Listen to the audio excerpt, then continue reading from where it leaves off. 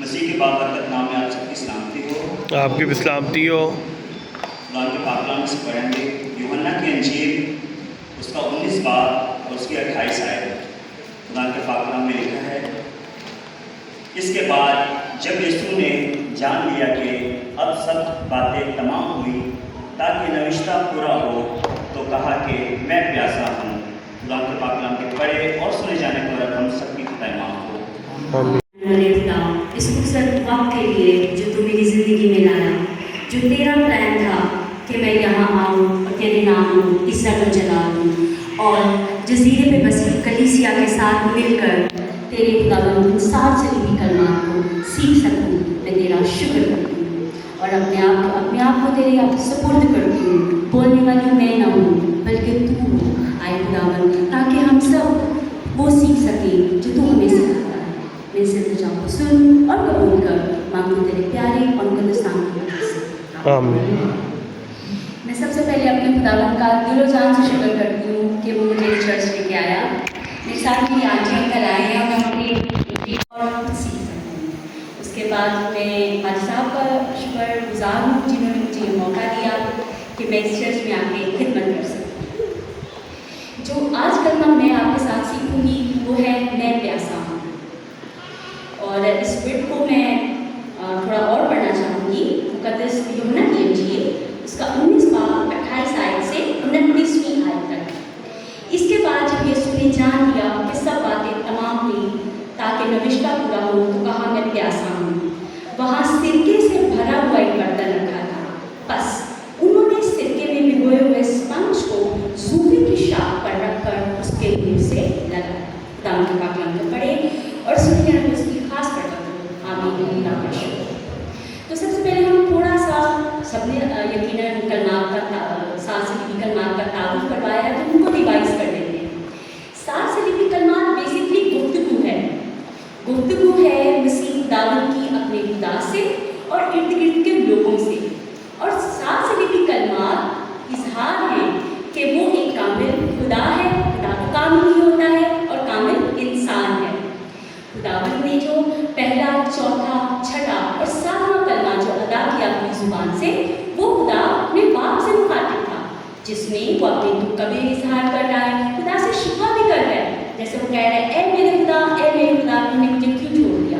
Basically शिकवा है खुदा से, और शिकवा तभी किया जाता है जैसे एक बेटा अपने बाप से शिकवा करता है। तो और जब कलमा दूसरा, तीसरा और पांचवा है, ये कलमा खुदा इर्द गिर्द के लोगों से मुखातिब है। जैसे मुखातिब है अपनी माँ से, जैसे मुखातिब है अपने गुनाहगार इंसानों से। और जो पांचवा कलमा है उसमें वो अपनी जान से के दुख का इजहार कर रहा है, जिस्मानी दुख का इजहार कर रहा है। और ये कलमा इजहार है जिस्मानी थकावट का। ये कलमा इजहार है और ये तमाम सलीबी कलमा इजहार है कि मसीह खुदावंद ने जो भी बोला वो अपने होशो हवास में बोला, चाहे वो अपने शिकवा करना हो, गुनाहगार को जिंदगी की तरफ लाना हो, या अपनी माँ की मोहब्बत हो। तो अगर आप इन शॉर्ट कहें तो सात सलीबी कलमात मसीह को बाइख्तियार शो करते हैं। खुदा के इत्मीनान को, तमाम हुआ इत्मीनान का कलमा है और खुशी का और दुख का इजहार है। तो ये तो एक छोटा सा तारुफ था तमाम सलीबी कलमात का। अब जो हमारा आज का कलमा है, मैं प्यासा हूँ। जैसे हमने सीखा कि मसीही ईमान ये है कि खुदा कामिल खुदा है और कामिल इंसान है। तो ये कलमा खुदा को कामिल इंसान के तौर पर पेश करता है, क्योंकि बहुत सारे बिदती फिरके हैं जो कि कहते हैं कि वो सिर्फ अल्लाह ही ज़ात है, उसमें इंसानी जिस्म की ख्वाहिशात, इंसानी जिस्म का दुख दर्द नहीं है। तो ये कलमा उन तमाम बिदअत को जवाब है कि मसीह खुदावंद जिस्म रखता था, उसको दर्द होता था, उसको तकलीफ होती थी। हम सब जानते हैं मसीह खुदावंद पिछले 12 घंटों से ज़हनी और जिस्मानी अज़ियत में थे। जिस्मानी अज़ियत दे रहे थे, रोमी सिपाही ठट्ठे मार रहे थे, कोड़े मार रहे थे, सर पे कांटों का ताज और स्लीव उठाई। ये नहीं सकता पैर जीसस तकलीफ में थे। और मेंटल स्ट्रेस या ज़हनी अज़ियत, कोड़े, वो जो उनके तंज थे। ऐसे ही है, आपने किसी इंसान को आलीशान रुतबे पे देखा हो और जब उसका डाउनफॉल या वो ज़मीन में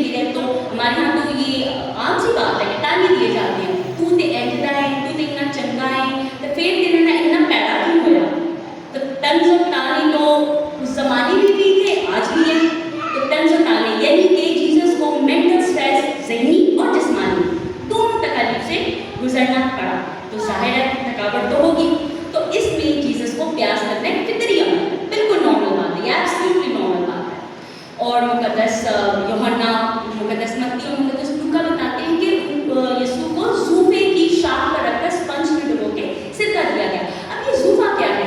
जूफा ये जो पौधा है ये पुदीने की नस्ल का पौधा होता है और इसके पत्ते तेज होते हैं और ये खुशबूदार होते हैं। अच्छा, और ये जो स्पंज बनता है ये इस पौधे का आम जबान में नाम है मुरली का पौधा। जो मुरली का पौधा होता है ये उगता है दलदली इलाकों में, यानी जहाँ पानी कम होता है, और इसके पत्ते नुकीले होते हैं और ये चीज़ चटाइयाँ बनाने के काम आता है, टुकड़ियाँ बनाने के काम आता है, और इसमें ना बनाने की कुदरत रखी है कि पानी को एब्जॉर्ब करता है, तो इसीलिए तो इसको स्पंज में लगाया गया। और तीसरी चीज़ सिरका, मोस्ट इम्पॉर्टेंट। हर घर यहाँ से खवातीन बैठी हैं, सिरका का इस्तेमाल आपको पता है। सिरका बनता कैसे है? अंगूर के रस को आप कुछ घंटों के लिए हवा में छोड़ दें तो वो तेजाब बन जाता है, जिसको एसिटिक एसिड कहते हैं, हल्का तेजाब बन जाता है। इस एसिटिक एसिड में आप पानी मिला देंगे तो ये आपका सिरका बन जाता है। और सिरका का टेस्ट सबको पता है कैसे होता है, खट्टा होता है ना, खट्टा होता है। और इसकी खुशबू इसकी अच्छी होती है, बुरी होती है, चुभने वाली होती है ना, ऐसे ही ना, चुभने वाली होती है खुशबू। और ये जो होता है इसके जो अगर आप साइड इफेक्ट देखें तो जो है वो जलन कॉज करता है। ऐसे भी ना अगर ज़्यादा खाने में डाल दिया जाए, खवातीन बैठी हैं तो वो क्या कॉज करता है, अगर ज़्यादा खा लिया जाए तो जलन कॉज करता है ना, मैदे की और मुंह की। अच्छा, और कुछ मुफक्किरीन कहते हैं कि ये जो सिरका है ये पुराने ज़माने में इसको पौस्का कहते थे। पौस्का का मतलब है कि गैर मियारी मशरूब जो कि गरीब लोग इस्तेमाल करते थे और एकदम गजाइत वाला था और रोमी सिपाही ये यूज़ करते थे। तो यानी पौस्का जिसकी ट्रांसलेशन हुई है सिरके की ट्रांसलेशन जो हुई है वो पौस्का है। तो ये गैर मियारी मशरूब था। अब आप सोचें कि ये मशरूब जीसस को दिया गया। अब आप मैं भूखे प्यासे हूँ, हम पानी पीना पसंद करेंगे या सिरका पीना पसंद करेंगे? पानी इंसान की बेसिक ज़रूरत है। यानी सब कहते हैं कि भूखे पेट ना चाय पीनी चाहिए क्योंकि जलन होती है। तो अगर आप तेजाब ही भूखे पेट पिलाएंगे या पिएंगे वो अच्छा इफेक्ट करेगा या बुरा इफेक्ट करेगा? बुरा इफेक्ट करेगा। यानी यीशु को पानी की प्यास थी, लोगों ने क्या दिया? सिरका दिया, और वो भी गैर मियारी और कम गज़ाइत वाला, जिससे यकीनन जीसस को जैसे ही मुंह में डाला होगा मुंह बर्न हुआ होगा, और जब मैदे में गया होगा तो मैदे में भी थोड़ी जलन हुई होगी। तो यानी कि इंसान से जिस तरह का जुल्म यीशु पे हो सकता था उन्होंने किया। जिस्मानी कोड़े भी मारे, टंज भी किया, और एक पानी जो हर एक इंसान का बुनियादी हक है वो तक नहीं। अच्छा, अगर आप मुकद्दस मरकज़ की इंजील पढ़ेंगे तो उसमें एक चीज़ का जिक्र है, और इस बात के लिए मैं अपनी आंटी का शुक्र करूँगी, उन्होंने ये सवाल मेरे सामने डाला। मुकद्दस मरकज़ की इंजील में दर्ज है कि सिरके से पहले उन्होंने जीसस को मुर वाली मैं। अब ये मुर क्या होता है? मुर बेसिकली एक अच्छा केमिकल है। अच्छा केमिकल इस लिहाज से कह सकते हैं कि इसकी खुशबू बड़ी सूदिंग होती है, अच्छी सी खुशबू होती है, और ये पेन किलर है, दर्द को कम करता है। और मैं का तो आपको सबको पता है वो अच्छी नींद देता है, लेकिन जीसस ने ये नहीं, जीसस को ऑप्शन दिया क्या कि तुम मुर वाली मैं पी लो ताकि तुम्हारे दर्द में थोड़ी कमी आए, लेकिन जीसस ने वो नहीं पी। जीसस ने सिरका पी लिया लेकिन मुर वाली मैं नहीं। क्यों? क्योंकि जीसस ये दुख बर्दाश्त करना चाहते थे। वो हुनूदगी में अपनी जान देना नहीं चाहते थे, वो अपने होशो हवास में अब दुनिया का कफारा करना चाहते थे, आदम का कफारा करना चाहते थे। वो चाहते थे कि दुनिया में लाभ करें। तो जब हम मेरे अजीज़ों जब पाकलाम की तशरीह या तफसीर की जाती है तो मुफक्किरीन ने ना कुछ तरीके बनाए हैं, जिसमें से मैं आपको 2 तरीके बताऊंगी, फितरी या लफ्ज़ी या ज़ाहिरी तशरीह। जो कि मैंने जैसे अभी आपको बताई कि जीसस को प्यास लग रही थी, वो प्यासे थे, उनको सिरका दिया गया। ये एक फितरी लफ्ज़ी या ज़ाहिरी तशरीह है। और दूसरी तशरीह जो होती है वो होती है तशबीही छुपी हुई। तो इसके जो ये जो मैंने सोचा, जो मुझे खुदावन ने हिदायत दी है कि जो इसकी बातें या छुपी हुई तशरीह वो क्या है, वो ये है कि मसीह यीशु को सिरका दिया गया, वो प्यासा था तो उसे सिरका दिया गया, यानी कि उसको जिस्मानी तकलीफ में भी चीज़ दी गई जो उसने ली। वो सिरका हम लोग हैं, हम सब में खट्टाई होती है, हम सब में बिटरनेस होती है, कड़वाहट होती है, हम सब में होती है। हम सब गुनाह करते हैं, हमारे तरीके मुख्तलिफ हैं। मैं और तरह से गुनाह कर रही हूँ, आप और तरह से गुनाह कर रहे होंगे, लेकिन गुनाह हम सब कर रहे हैं, कोई कैसे कोई कैसे। तो वो सिरका हम हैं। मैं फिर कह रही हूँ, तशबीह मैंने दी है, वो सिरका हम हैं। लेकिन खुदावन ने वो सिरका पिया, मतलब खुदा मुझे और आपको लेगा, वो जरूर लेगा। लेकिन उसके लिए जरूरी है कि हम सबसे पहले अपने आप को जांचें, फिर इकरार करें और फिर खुदा के पास आए। हमारी सोसाइटी जज करती है, फैसला देती है, हमें फैसला नहीं देना, हमें जांचना है। मसीह कहता है, देख तू कहाँ से गिरा, मुकाशवा की अंजील में है, देख तू कहाँ से गिरा है। देख, हमें देखना है कि हमें क्या चीज़ें हैं, हमें अच्छाई बुराई दोनों हैं। याद रखिए, आदम का इंटरेक्शन, आदम सबसे पहले शैतान से मिला था या खुदा से? सबको पता है, खुदा से।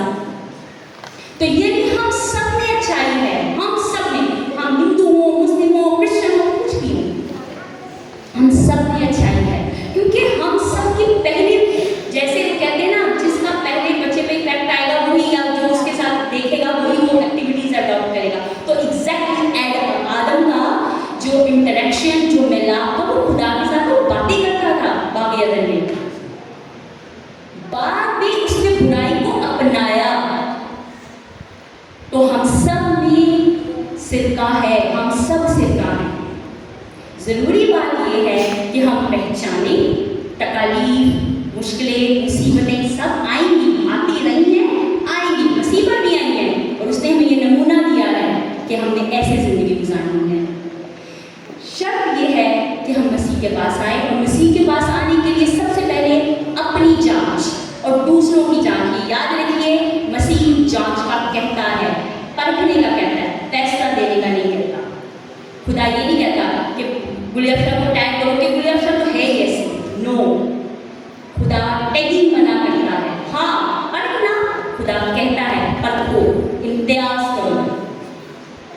तो ये कलमा मुझे सिखाता है कि मेरे में जो सिरका है उसको मुझे मसीह के पास लाने की ज़रूरत है, और वो मुझे लेगा, क्योंकि उसका वादा है कि वो गुनाहगारों से प्यार करता है।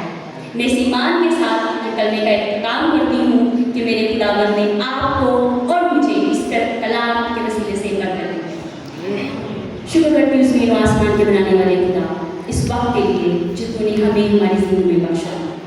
इस कलाम के वसीले से तू मुझे और तमाम लोगों को बरकत अनायत फरमा, क्योंकि तू फजल का सब चश्मा है, इत्मीनान तेरे पास है।